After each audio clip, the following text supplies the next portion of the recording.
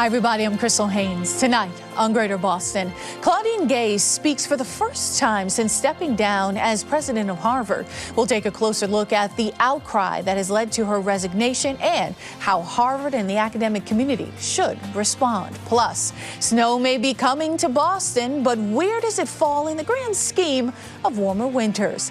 And finally, Jared Bowen talks with artist Salman Tour on his exhibition, No Ordinary Love, now on display at Brandeis.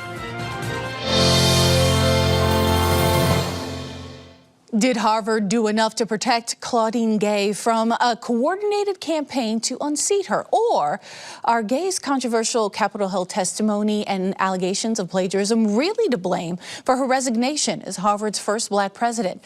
Gay called the demands for her resignation, quote, a single skirmish in a broader war to unravel public faith in pillars of American society, warning in an op-ed published in the New York Times that, quote, trusted institutions of all types, from public health agencies to news organizations, will continue to fall victim to coordinated attempts to undermine their legitimacy and ruin their leaders' credibility. So, is there a broader campaign against diversity, equity, and inclusion efforts? And how should universities and businesses respond?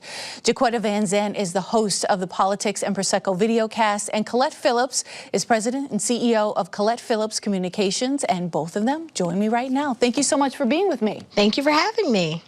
Thank you for having me. So, Jacquetta, we talked a little bit about this off camera, about this what looks like a coordinated political attack on Dr. Gay. I'm choosing to call it an attack because for me, this has been a dogged pursuit ever since she was even named that she was in the running to be president. And again, this speaks to a lot of mediocrity that is bothered by her ascension and assimilation into cultures where they think we don't belong. And what I love about Dr. Gay is that she's never lost her sense of self, and I think that bothers them even more. This attack is what we're going to see in the next couple of years and quite frankly for a long time, because there's not enough coalescing around these pillars in the community. And I feel like that's where the conversation has to start. Collette, let's talk about the messaging around this. And of course, there was a lot of conversation around the communications, the strategic communications after that Capitol Hill testimony. What were your thoughts? I totally agree with everything that Jacquetta said, that she, from the very beginning, was a symbol of the anti-woke, anti-DE&I crowd. And I think she fell into the trap, and plagiarism became the proverbial final nail in her coffin. But we have to look at the backstory. She ascended to the presidency from an academic background, and she tried to walk that razor's edge of academic freedom while overseeing a campus in turmoil. And if I'm going to be, and I like her, if I'm going to be totally honest, I don't think that she handled that well, particularly as a Black woman who herself has experienced racism and verbal assault. I think in her response initially after October 7th, people felt that she came across as robotic. And then on Capitol Hill, she seemed more concerned about academic freedom and freedom of speech than the safety of her students. And I think that the job of a college president is to create a safe learning environment for every student. And if I were advising her from a crisis management and communication messages perspective, I would have said there are some very specific things she could have done upon her return from Capitol Hill. And I would say immediately revise and revamp the institutional code of conduct with zero tolerance for hate speech and for what is called violence on campus. Anyone who violates those should be suspended or fined or expelled, period. And then revamp and revise Harvard's diversity, equity, and inclusion policy to be more inclusive, like inclusion of anti-Semitism, Islamophobia, and the oppression of other religious minorities. Those are some very specific things. I think one of the challenges of DE&I has been that it has been inclusive of those who are in the power structure and have the ability to make systemic changes. The path to inclusion has got to be radical anti-exclusion. And that means bringing everyone to the table, including white males. Mm-hmm. So I think that, to me, is a failure. Right. Okay. Well, Jax, talk to me about, do you think this was about any sort of failure in terms of policy and position at Harvard? Well, listen, Harvard's been in existence since when, the 1600s, right? So their policy gaps can go back all the way to the 1600s, where slavery was an issue, Reconstruction was an issue, the lack of Reconstruction was an issue, civil rights movements, legacies. We can talk all about that. For me, the conversation is and should be about, first of all, her testimony was written by lawyers, right? These were not just her thoughts. That's the problem. And if it were just her thoughts, I don't think this country is ready for a cultural conversation around violence and anti-Blackness, anti-Semitism, because that puts too many people in the bowl of responsibility and accountability. What we needed to be talking about even then and today is, how are we going to have these cultural conversations where everyone's opinion is heard and validated? Doesn't have to be taken into consideration at all times, but she has the right to say how she plans to govern as president and put these policies in place, but it is also not her responsibility solely. And I think that that's what the expectation was, is that, oh, well, these are her words and I don't agree with them and I'm gonna go after her. That's not how it went down. Her being brought to Congress was a part of the bigger campaign to take her down anyway. That just added to it, and Colette's right. The plagiarism was just them going into the drawer and picking out a new pair of socks. That was all that was. So for me, you know, I'm sad to see it go down this way, but if we held every president accountable for how they govern, there'd be a lot of people not being presidents of universities, because a lot of your personal thoughts sometimes don't align with the policies that are already in place. Yeah. Well, Collette, I have a question for you. We have a quote from the Manhattan Institute senior fellow, Ilya Shapiro, and he spoke with GBH yesterday about Claudine Gay, saying, quote, she is the crystallization of a lot of the critique of distrust in and general dissatisfaction with higher education. She is the apotheosis of an anti-intellectual movement that values DEI, identity, and activism over truth-seeking, merit, and education. So as we see the conservatives or the radical right, however you want to label them, declare a campaign against higher education, Claudine Gay being one of their latest quote-unquote victories, as they have been reported as saying, how can institutions protect their hires? How can they protect the people in these positions so that the work can be done, especially on a comms, you know, in terms of strategic communications? Well, first of all, let's get back to the point. I also agree again with everything that Jacquetta said. You taught me well, but I'm also looking at this through a pragmatic perspective. If you notice, the people who vehemently went after Claudine Gay were all white males. White males are feeling threatened, they're feeling excluded, they're feeling irrelevant. And I am saying that if we are to really come together and address this issue, I'm not talking about the far right extremist people. I'm talking about people who are reasonable. If we are going to talk about inclusion we have to bring white male allies to the table, because in truth and in fact, we need white males to stand in the breach, not come in on their white horse to save women and people of color, but to lean in, to listen, and to lead from behind.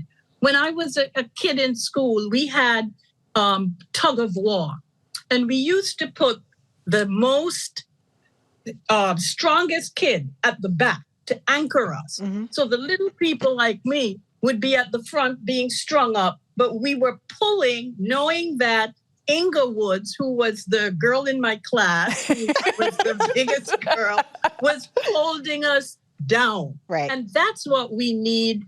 That's why we need to have white men at the table as allies, to be the anchor, not coming in. Listen to what women and people of color are telling you they need you to do to support them. We don't need you to solve our issue, but we need you to help to dismantle the barriers and all of the structural, systemic, and institutional racism and gender inequality that has existed, as Jacquetta said, for over 400 years. Yeah. Is that the way to pull more allies? I think she's right. There's room at the table for everybody, but everybody doesn't feel like there's room at the table. My position is I don't look to be in spaces that I'm not welcomed in.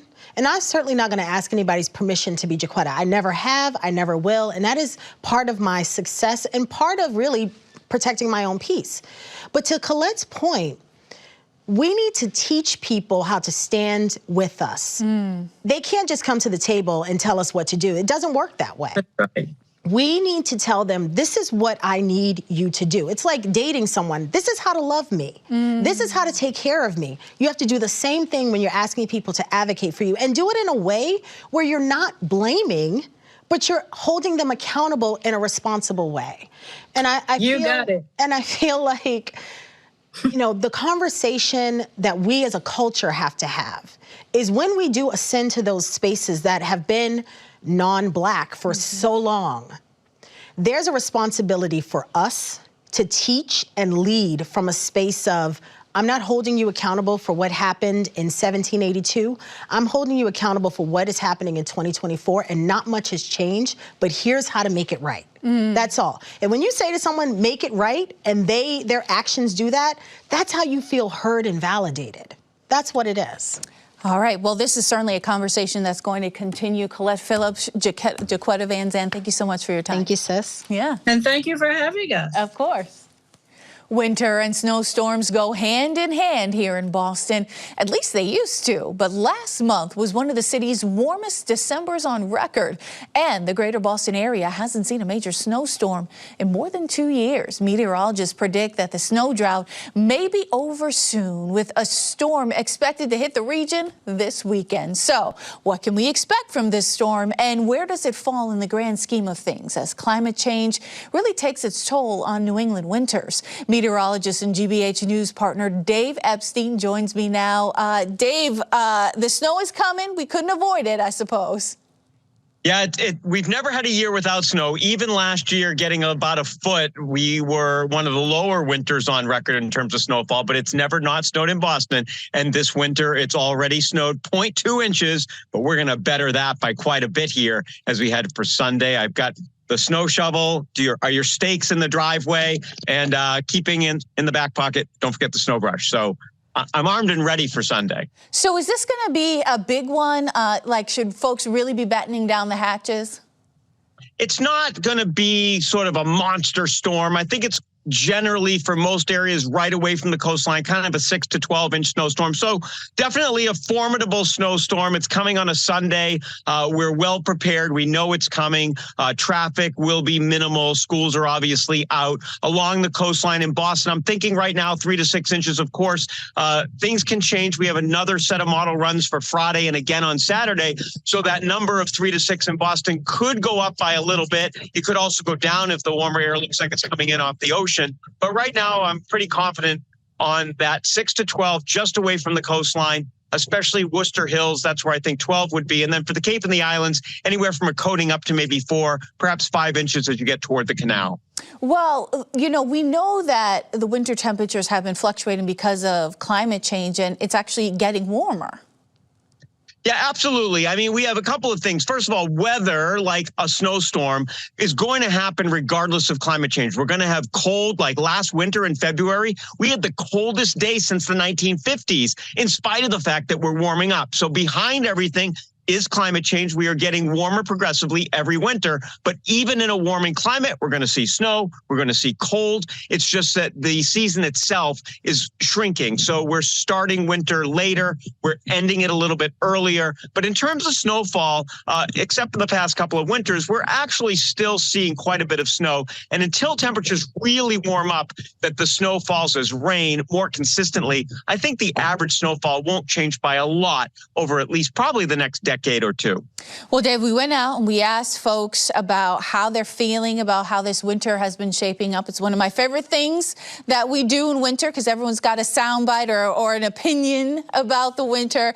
And we had one gentleman who talked about the lack of snow for skiing or the ski season itself. So let's take a listen. It's great. I wish it could be pushed to February or March or not at all.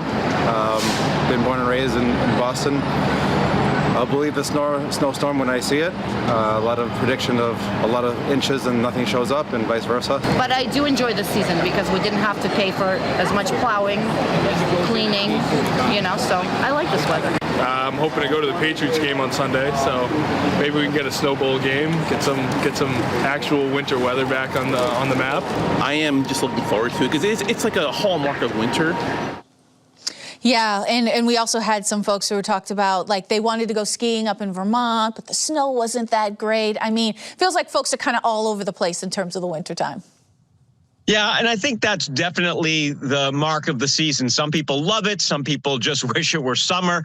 I don't like the heat, so I don't mind the cold very much. So, you know, kind of get through winter. In terms of ski season, the ski areas are definitely going to be seeing snow over the next couple of weeks. Unfortunately, that storm that happened right before Christmas really wiped out a lot of the snow. But it will be coming back, and certainly with the colder temperatures, skiers are able to make snow, and that system has improved a lot over the past couple of decades. So I know that you are the plant guy. So what should folks be doing to prepare if they have any, you know, sort of winter plants that are out there now? Yeah, it's a good question. I mean, most things actually like the snow because the snow acts as a good insulator for the plants. If you have plants that are tending to splay, so they're maybe tall and the branches kind of get weighted down by snow, you could tie them up with a little bit of twine. I'm not a huge fan of covering things with burlap and all of that, but some people do it because of deer issues. But generally, frankly, the snow is a good thing for the plants, and it does give the ground a lot of insulation and kind of helps protect things. And I know we also have to be thoughtful of like snow melt and things like that, because that can have an environmental impact. Yeah, it's a great question, and it's a good point. And I think actually next week we may run into a pretty big problem here Tuesday night into Wednesday. We have another system coming in, so we're going to get this precipitation here, which will amount to about an inch of water, whether it's snow or rain on the Cape. And then we're going to add another 1 or 2 inches of water to all of this here Tuesday into Wednesday of next week with a little bit of a warm up in the forecast. So we're going to have to look for potential for flooding, believe it or not, as we head for Wednesday. And that's something I'll be keeping an eye on and talking with Paris and Jeremy each morning here in the upcoming week. Well, I know that that's also a big concern as we talk about climate change, is that as we get more severe flooding, especially rural communities have a hard time coping with that. Yeah, and the thing is that with climate change, we do know that the models forecast the Northeast to have more extreme precipitation events than any other area of the country. And so whereas our precipitation number may not go up, so if we end up with, say, 45 inches of precipitation over the course of the year, the actual amount of precip may not change, but how we get it changes. So instead of getting fewer 1 and 2 inch events, we're getting more 2, 3, 4 inch events, still adding up to the same thing, but the way we get it is changing. That's also the case with the snowfall a little bit. As the climate warms, it holds more moisture. So we still get roughly the same amount of snow on average over 30 years, but how we get it is ticking up a little bit. Do preparations on the municipal level do you think are going to have to change to adapt to some of this, especially as we talk about, like, you know, we know snow is coming, but do we need to prepare differently for that, especially if we think that maybe flooding might happen right after that? Yeah, I think that what you said there at the end is probably what we're going to have to really think about as the climate warms. It used to be, if you go back 50 years, that, we would go into winter, we would stay cold longer, we wouldn't have the frost and the freezes the way we have them now. We come out of winter, go back into winter. So I think that impact of that spikiness of winter, melting, perhaps basement flooding. And also it does do more damage to the roads because the roads freeze and they thaw, and then they freeze and thaw again. And that will have to be budgeted in for road repair. We all know around here what spring looks like with potholes, and that could be exacerbated by more fluctuation of temperature. Yeah, spring, summer, however long you have to live with those potholes in your communities as well. All right, well, Dave, we'll be ready. We'll be ready for this snowstorm. Great to be here. Thanks, Crystal. Thank you. And finally tonight, a vision of queer nightlife painted in a style inspired by 17th and 18th century masters. Salman Tor's paintings embody boldness, edginess, beauty, and tenderness, painting a vivid picture of the queer brown experience in the world that bridges his homeland in Pakistan and the diaspora. Jared Bowen sat down with Tor to explore his artistic evolution and his collection, now on display at Brandeis University's Rose Art Museum. The paintings of Salman Tor are about worlds of lovers, of friends out on the town, and of family. But in these works, often enveloped in an emerald haze, there's even more at play. Some ecstasy here, some danger there, and in pieces like Back Lawn, there's a labyrinth of layers. There are many novels and movies about houses like this, and I wanted to kind of take the story of the family as the background of another story, which was going to be in the foreground, which doesn't usually get told. Front and center here, steps away from what could be a Pakistani family like his own, two men are entwined under a tent. So instead of being like a moment of fear and hiding, it's more like everything else is in the background, really. And this is actually the real story.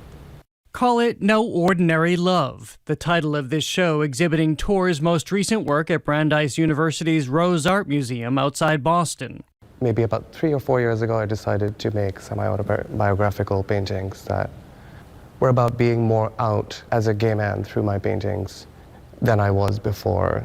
They're a far cry from growing up in his native Pakistan and from his early work when Tor labored over paintings inspired by 17th and 18th century masters.